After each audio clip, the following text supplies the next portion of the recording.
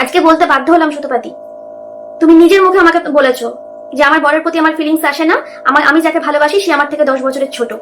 এই গুরু आ जाओ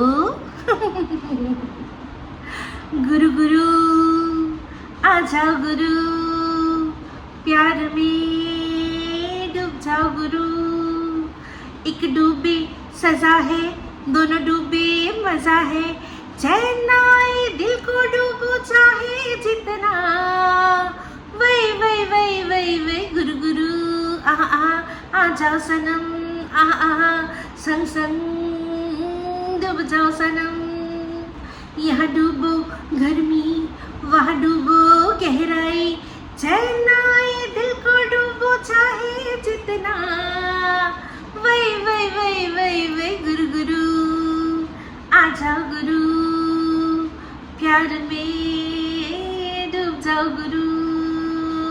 হাই, আমি Ipsita, welcome back to my channel. চলে এসেছি একটা আবার নতুন ভিডিও নিয়ে। তো আজকে ভিডিওর শুরুতে ইন্ট্রোডাকশনে যে গানটা গাইলাম গুরু সিনেমার গান, এগুলো হচ্ছে নস্টালজিয়া, মানে একদম ছোট্টবেলার, আমরা একদম ছোট্ট গুড়গুড়ি অবস্থার গান। আমার তো বাড়িতেও ক্যাসেট বাজিয়ে এইসব গান, এইসব নাচ টাচ হতো যখন কোনো অনুষ্ঠান, কোনো জন্মদিন বা কিছু অ্যানিভার্সারি কারোর পালন করা হতো, তখন এই খুদেদের ডাক পড়তো।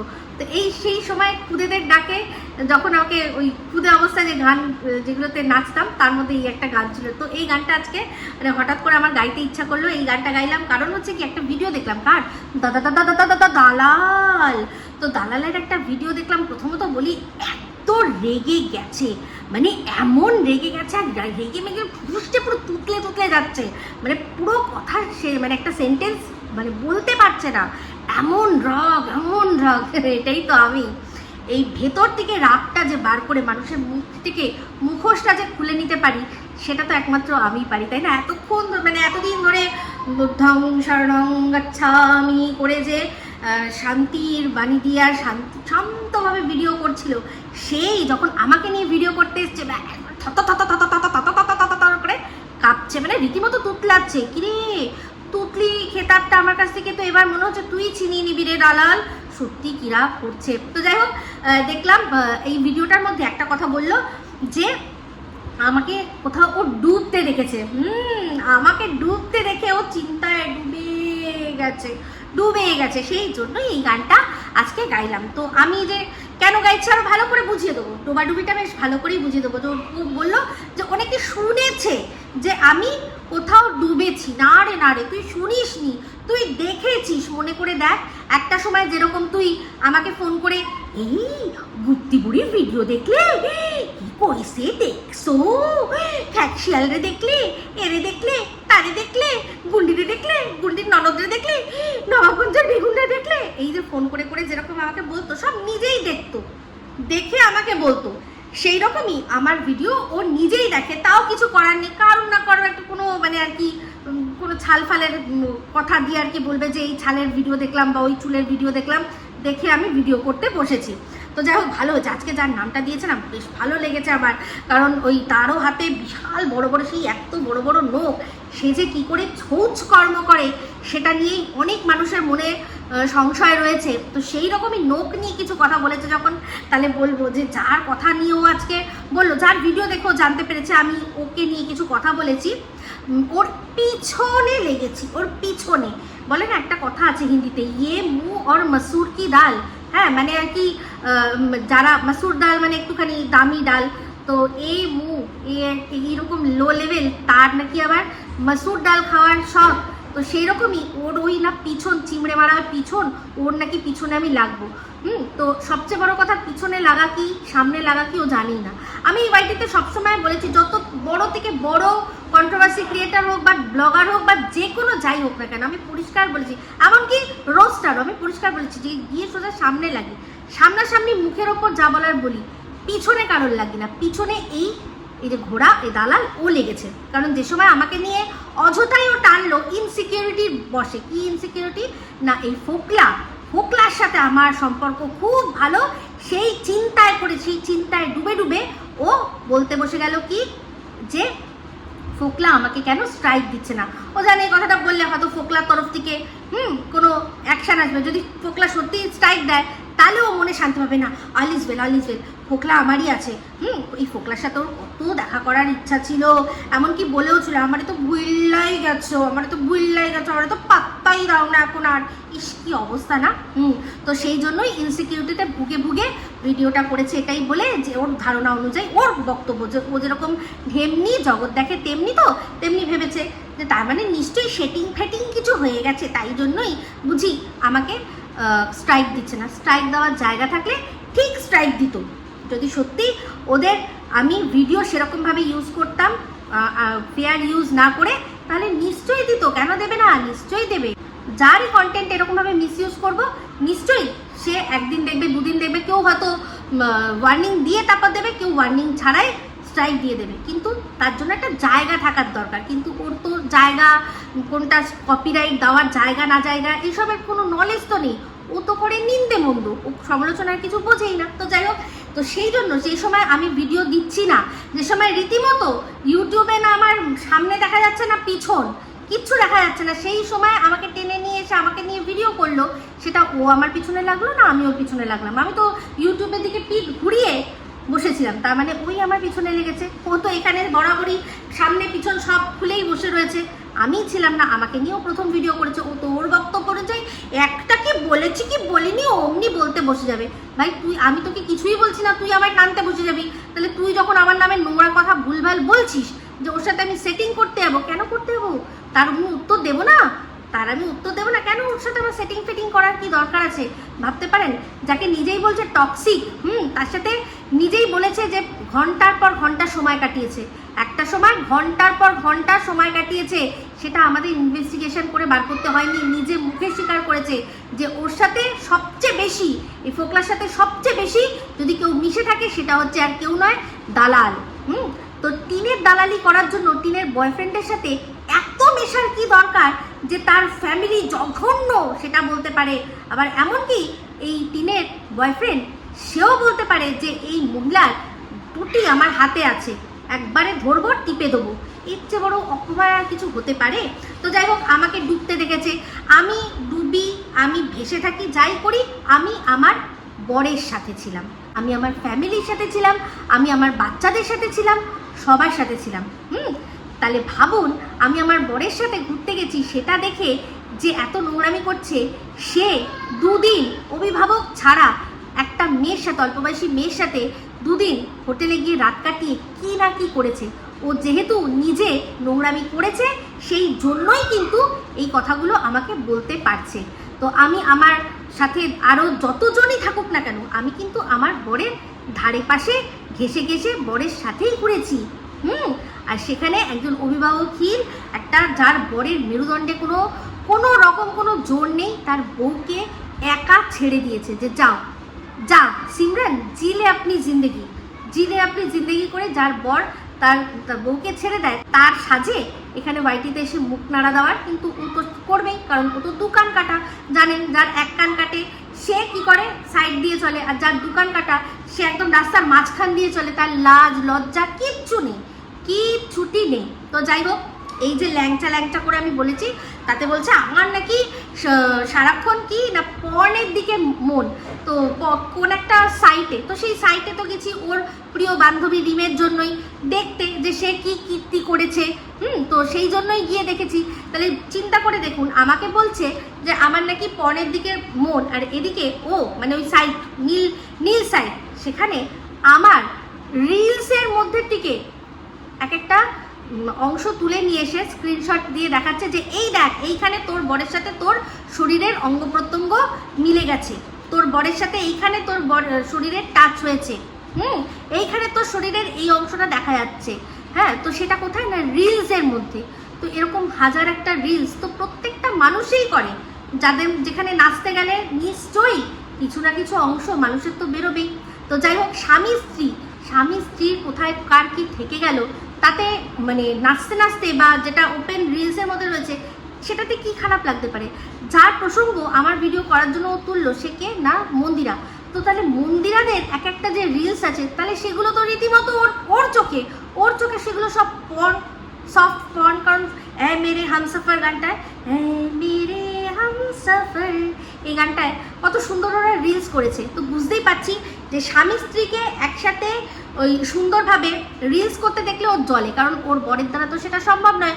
ওই একবার দাঁড় মানে মাঝে মাঝেই দাঁড় করিয়ে দেয়, মনে আছে একবার, अब है जुदाई का मौसम टिक टिक टिक दोपहर का मेहमान, কোনো তো এক্সপ্রেশন নেই, উঠছে বেশি এক্সপ্রেশন তো মানে কি বলবো, ওই খাম্বাগুলো যেগুলো হয় না রাস্তার মাঝখানে খুঁটি পোতা থাকে, সেই খুঁটিগুলোর মধ্যে আরো বেশি ইয়ে আছে, এক্সপ্রেশন আছে, যেটা কিনা ওর বরের মধ্যে নেই। হ্যাঁ, একটা দেখলাম বরটাকে মাঝখানে দাঁড় করি করছে, বাট ভেড়ু এরকম করছে, এই তো তার এক্সপ্রেশন। সে অন্যের ভিডিও দেখে রিলস দেখে জ্বলবে, এটাই তো স্বাভাবিক। আর এই যে কথাটা আমি বলেছি যে ভিউজের জন্য এত নিচে নামতে হচ্ছে, অবশ্যই সেটা কেন বলবো না, যেই লাইভগুলো আমরা দেখি এই যে এরম এরম দেখায়, ওটাতে এই যে এরম এরম দেখায় তাতে কি দেখা যায়, কি মানুষ দেখতে পায়, কিন্তু বুঝতে অনেক কিছু পারে যে কি বোঝাতে চাইছে। তো দালালের ব্লগের যে অংশটার কথা আমি বলেছি সেটা কিন্তু এই লাইভগুলোর চেয়ে কোনো অংশে কম নয়।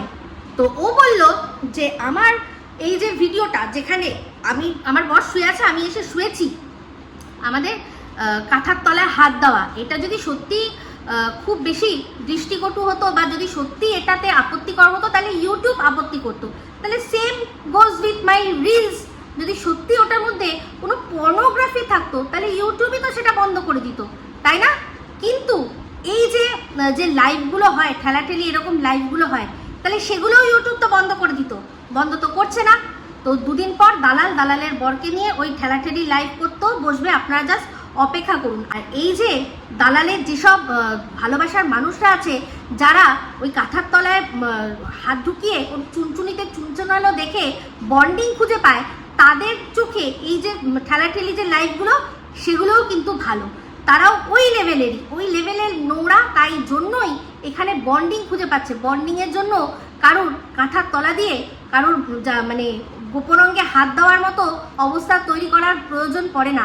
যদিও দালাল বলেছে যে হ্যাঁ আমি বেশ করবেই তো, কেন করবে না, ও তো টাকাটাই মেন, ওর কাছে টাকাটাই তো সর্বস্ব, ওর মান সম্মান কোনো কিছু নেই। তো যাই হোক, আমাকে জিজ্ঞাসা করছিল আমার, বলছে তোকে আমার শ্বশুরের কথা চিন্তা করতে হবে না, তুই তোর শ্বশুরের কথা চিন্তা কর। আমার শ্বশুরমশাই আমার বিয়ের অনেক আগেই মারা গেছেন, কিন্তু আমার শাশুড়ি মা আছে যিনি কিনা আমার ব্লগের ফ্যান, অবশ্যই সব ব্লগ দেখে। আমার আত্মীয় স্বজন প্রত্যেকটা মানুষ আছে যারা আমার ওই যে ব্লগ চ্যানেল, সেখানে যে রিলসগুলো আছে সবাই দেখেছে, ব্লগগুলো আছে সবাই দেখেছে। রিলসগুলো আমি আমার কন্ট্রোভার্সি চ্যানেলেও আমার বরকে নিয়ে দিই, সেগুলো কিন্তু প্রত্যেক কটা ইনস্টাগ্রাম আর ফেসবুক দুটোতেই যায়, যেখানে আমাদের প্রত্যেকটা বন্ধু বান্ধব আত্মীয় স্বজন সবাই থাকে। আর তারা আজ পর্যন্ত এটাকে কোনো যৌন উত্তেজনাপূর্ণ কোনো রকম কোনো রিলসের কথা বা কোনো রকম কোনো ভিডিওর কথা আমাদেরকে বলেনি। কিন্তু অন্ধ লোকেও এই দালাল আর দালালের বরের এই নোংরামিটা দেখলে বুঝতে পেরে যাবে যে এরা ভিডিওর জন্য, ভিউজের জন্য এরকম নোংরামি করছে ব্লগ চ্যানেলের মধ্যে। ভাবতে পারেন কোনো পুরুষ মানুষ যে কিনা সত্যি যার মেরুদণ্ড রয়েছে, সে তার ওয়াইফকে, তার লিগালি বিয়ে করা ওয়াইফকে নিয়ে কখনো এইরকম নোংরামি করবে, যেখানে কিনা পাশাপাশি বর বউ শুতে পারে, কিন্তু ইচ্ছা করে হাতটা এমন জায়গায় নিয়ে নাড়ানো যাতে বোঝা যাচ্ছে যে নিশ্চয়ই তলা দিয়ে কিছু একটা হচ্ছে, সেই রকম একটা ইঙ্গিত দেওয়া, সেই রকমটা কোনো পুরুষ মানুষ যার মেরুদণ্ড সোজা আছে সে কখনো এই জিনিসটা করতে পারবে না পয়সার জন্য।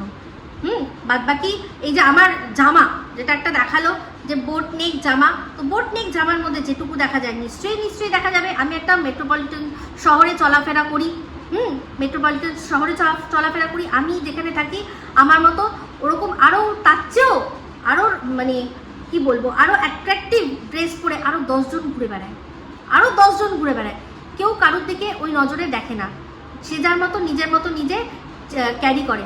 কিন্তু এই গড়নগরের এই মহিলা হাত কাটা নাইটি এরকম ভেতর থেকে সমস্ত দেখা যাচ্ছে, সেই পরে এরকম দাও তো বিরিয়ানি দাও তো বলে বিরিয়ানি নেয়, সেখানে এখান থেকে সমস্ত দেখা যায়, ওইটা দৃষ্টিকটু।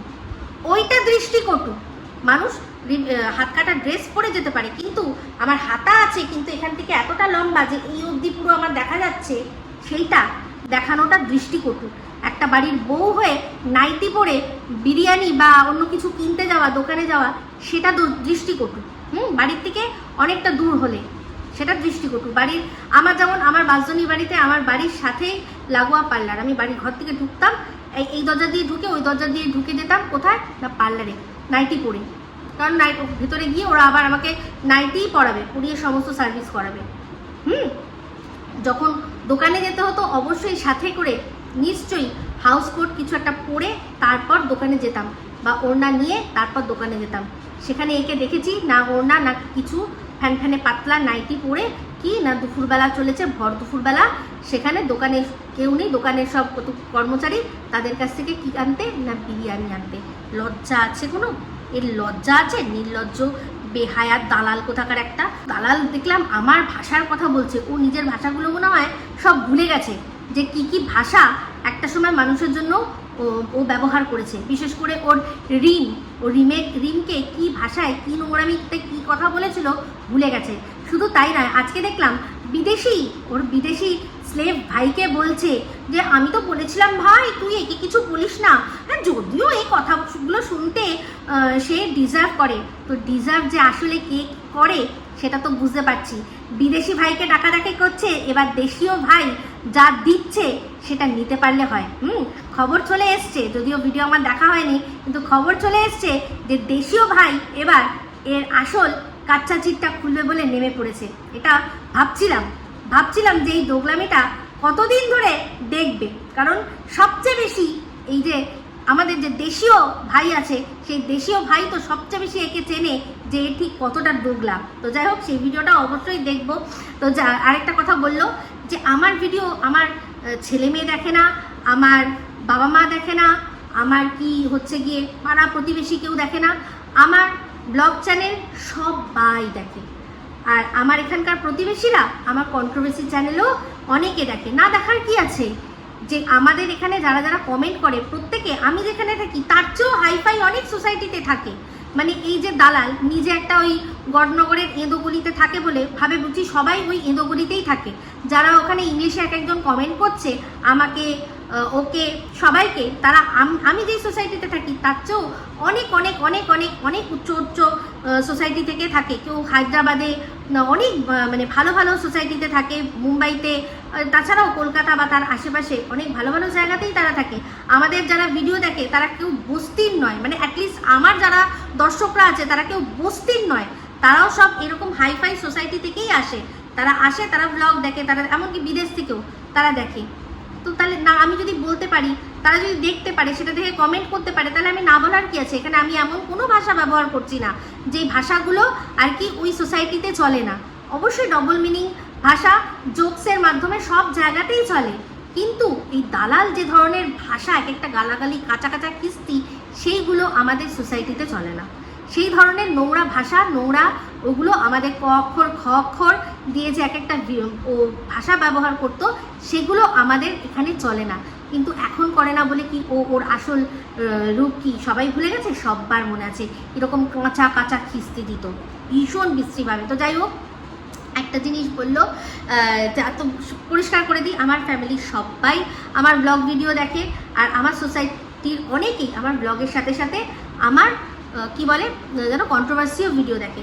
বলছে আমার ভিডিওগুলো আমার মেয়ে দেখে না, ব্লগ ভিডিও সব দেখে, কিন্তু কন্ট্রোভার্সি ভিডিও দেখবে কেন? কারণ ও তো আর কোনো কারোর ব্লগ দেখে না, তাই এগুলো আমি কি বলছি না বলছি বুঝবেও না, তাই দেখেও না।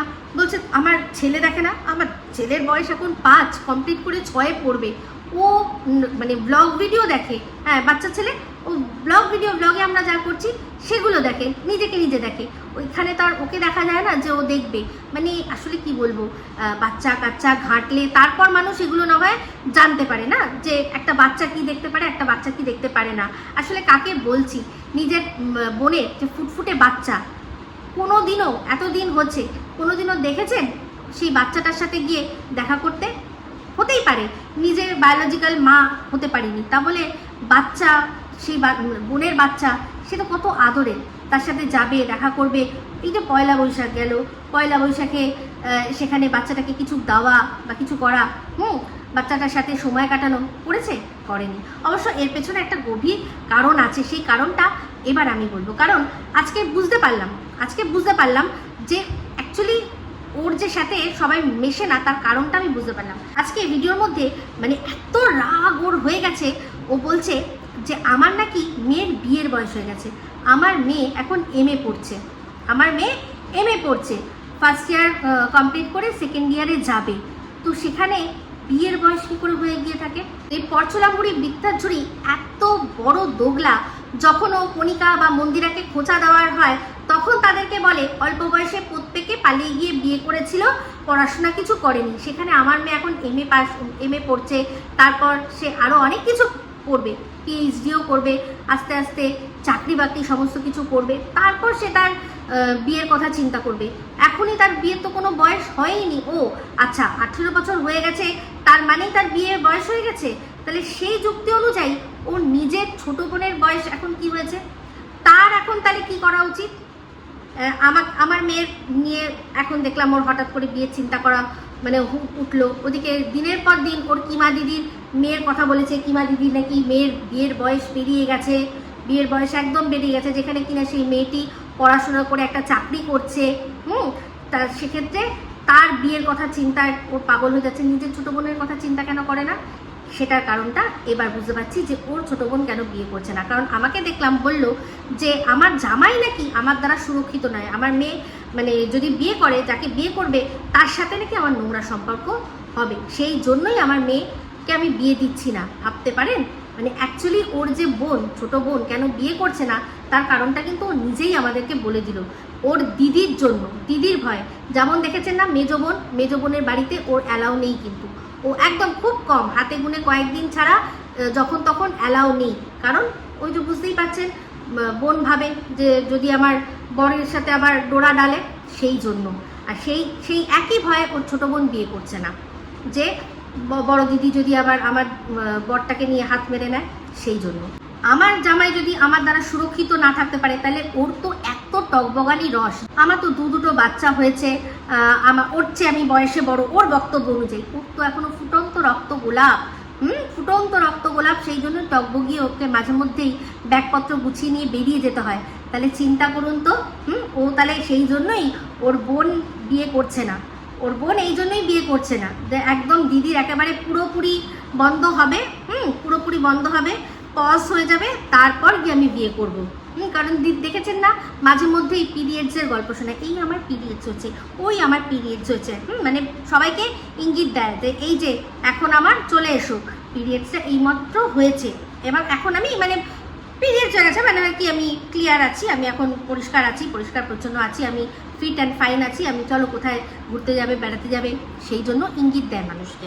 বুঝতে পারছেন? নাহলে কোনোদিন ও কাউকে দেখেছেন ব্লগে বলুন বা এমনি কোনো ক্ষেত্রে বলুন কারণ পিরিয়ডসের গল্প করতে, যে আমার এখন হয়েছে, আমার তখন হয়েছে, আমার এই মাসে এতদিন হয়েছে, আমার ওই মাসে অতদিন হয়েছে, বোঝায় কেন বলুন তো? আছে ওই যে গেছিল যখন ঘুরতে, ওই ঝাড়ুকে নিয়ে যখন ঘুরতে গেছিলো, দেখেছিলেন? তখন রাস্তা দিয়ে সব রিক্সাওয়ালারা আওয়াজ দিচ্ছিল, ভেবেছিল শিমেল। এটা হয় আমাদের এখানেও, যখন এই শিমেলরা বেরোয় সেজে গুজে, তখন সব ছেলেরা আওয়াজ দেয়, রিক্সাওয়ালারা, টোটোওয়ালারা, তারা আওয়াজ, যাবে নাকি, যাবে নাকি, চলবে নাকি, যাবে নাকি। ওকেও ওটাই ভেবেছিল। ওই জন্যই বলেছি যে ল্যাংচার লড়াই দেখতে চাই। এটা আজব ব্যাপার তো, ল্যাংচায় ও যে বারবার বলছে নিমকি নিমকি, নিমকি নেই তো, নিমকি নেই, সেই জন্যই বাবা তরি কি ঘড়ি করে বিয়ে দিয়েছে। কার সাথে না, এমন একজনের সাথে যার কাজ কি না দাঁড়িয়ে থাকা, দাঁড়িয়ে থেকে থেকে সে কি করে, সে চাদর ভাঁজ করে, এসির মধ্যে দাঁড়িয়ে দাঁড়িয়ে চাদর ভাঁজ করে, তো তার মুখ তো চকচকে হবেই। তো আমার বরকে তো রাস্তায় ঘাটে নেমে রোদে পুড়ে জলে ভিজে কাজ করতে হয়, সেই জন্য তার চেহারা ওই রকমই। কিন্তু ওই যে ওর লালটুটা সারাক্ষণ এসির মধ্যে দাঁড়িয়ে শুধু ভাঁজ করতে থাকে। এমন তার অকাজ যে তার থেকে নিচু 4th ক্লাস স্টাফ যারা কিনা জিনিসপত্র বয়, তারা ওর বরকে এইরকম করে কথা বলে। নিজে চোখে দেখে এসছি, ভেতরে যেতে বললাম তো, ভেতরে যাও ভেতরে, এইরকম ভাবে কথা বলছে। এই হচ্ছে ওর অকাত। তো যাই হোক, অকাত বলতে মনে পড়ে গেল, আজকে বললো যে মন্দিরার কথা বললো। মন্দিরা যখন বাড়িতে এসেছিল তখন মন্দিরা শিখিয়েছে যে কিরকম ভাবে ক্যামেরা ধরবে। হ্যাঁ, আমার বর পারলে তোর বর কেন পারবে না? ওগুলো নাকি সব কিসে অফ ক্যামেরা কথা ছিল। আরে ওগুলো ছাড় না, তুই আগে বল এই যে মন্দিরা বলেছিল। আজকে বলতে বাধ্য হলাম সুতপাতি, তুমি নিজের মুখে আমাকে বলেছো যে আমার বরের প্রতি আমার ফিলিংস আসে না, আমি যাকে ভালোবাসি সে আমার থেকে 10 বছরের ছোট। এই বিষয়টাকে কিভাবে ম্যানেজ করলি এটা বল। এইটা অফলাইনে কি করে ম্যানেজ হলো? কত বছরের বড়, কত বছরের ছোট, এই যে কথাগুলো এগুলো সামনাসামনি হয়েছিল। আবার একবার কথা ভেড়া জিজ্ঞাসা করতে পেরেছিল তো তুমি যে আমার বউয়ের সম্পর্কে এরকম বললে, কেন বললে, কার কথা বললে? ভেড়া জিজ্ঞাসা করতে পেরেছিল, ম্যাঁ করতে পেরেছিল? তো ভেড়া কোথাকার একটা, যে বউকে নামিয়ে দিয়েছে সারাক্ষণ ইনকাম করার জন্য অন্যের পিন্ডি চটকাতে, সে আবার বড় বড় কথা বলে। চল হাট এখান থেকে, চল হাট, ফট ফট এখান থেকে। তোর পেছনে আমি লাগিনি, তুই যখন লেগেছিস তো অবশ্যই আমি তো রেডি আছি। বল অফ ক্যামেরার এটা বল, এটা কি করে সেটিং করলি সেটা বল। যে একজনের কমেন্টের কথা তুই বলি না, কমেন্টটা পড়লি না, রত্নাদির কথা বলছিস। তোর যারা পা চাটে না, যেসব নোংরা সব মহিলাগুলো আছে, তারা রত্নাদির পায়ে নখের যোগ্য হতে পারবে না, বুঝতে পেরেছিস? নখের যোগ্য হতে পারবে না। পর্ন দেখাচ্ছিস তো, পর্নই দেখাচ্ছিস, মনে করে দেখ, লজ্জা করে না? এই যে তোর দেশীয় ভাই তার বউয়ের সাথে সে যা করছিল সেগুলো নিয়ে ছিচি থুতু করেছিলি, তাহলে এটা কি করছিস? ওই ঠেলাঠেলি, এই ঠেলাঠেলির পর্যায়েও তোরা নেমে পড়েছিস।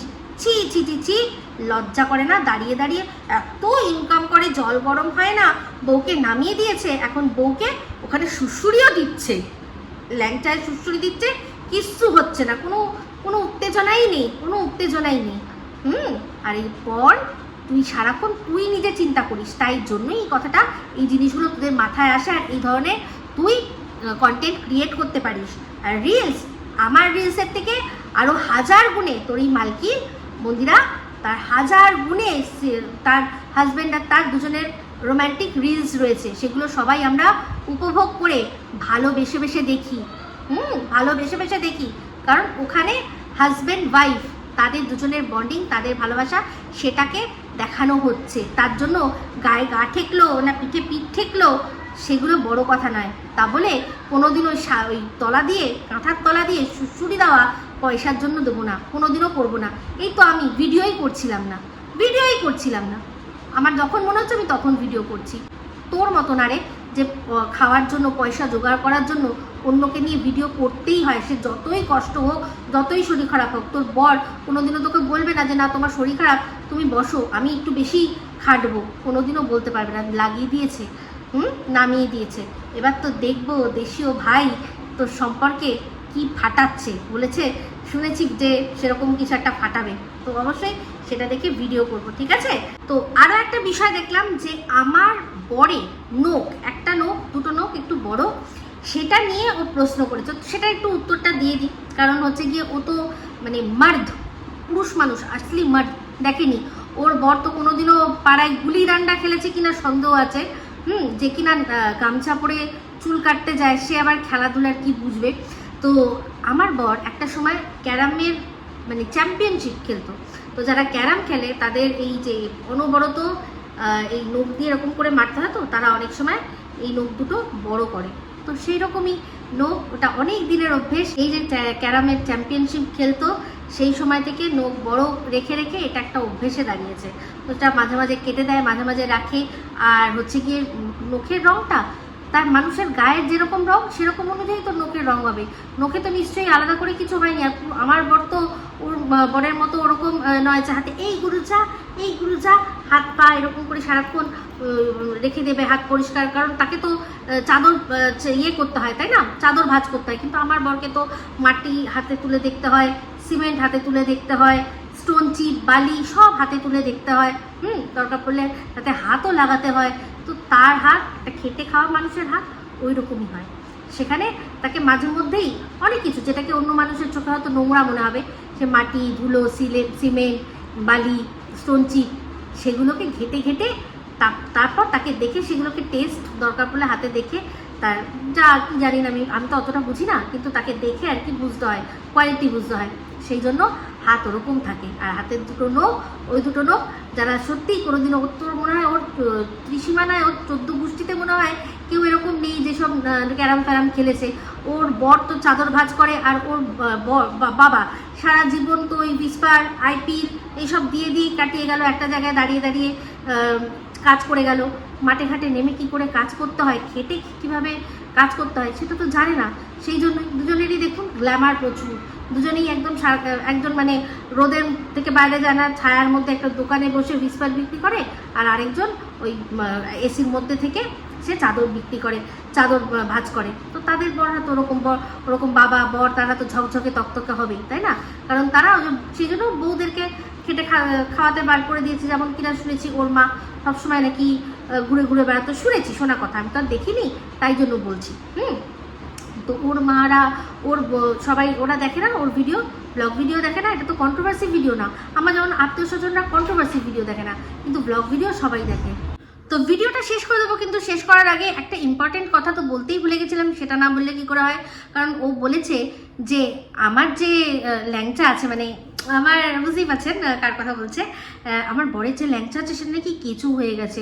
না, আমার বরের ল্যাংচার দিকে ওর এত কেন লোক, আমি তো এটা বুঝতে পারছি না, এটা তো একদম বুঝতে পারছি না। এই যে বলছে, আমি তো ওর কথা বললাম, ল্যাংচার লড়াই, অদ্ভুত ব্যাপার। সেই জন্যই দেখবার বাদবাকি ওর বরের কি আছে না আছে, আমার তো বরের যা আছে না আছে, যেটা কার্যকরিতা সেটা তো দেখিয়ে দিয়েছে, তার তো ফল আছে। কিন্তু ওদের দুজনেরই তো কোয়েশ্চেন মার্ক রয়েছে, তাই না?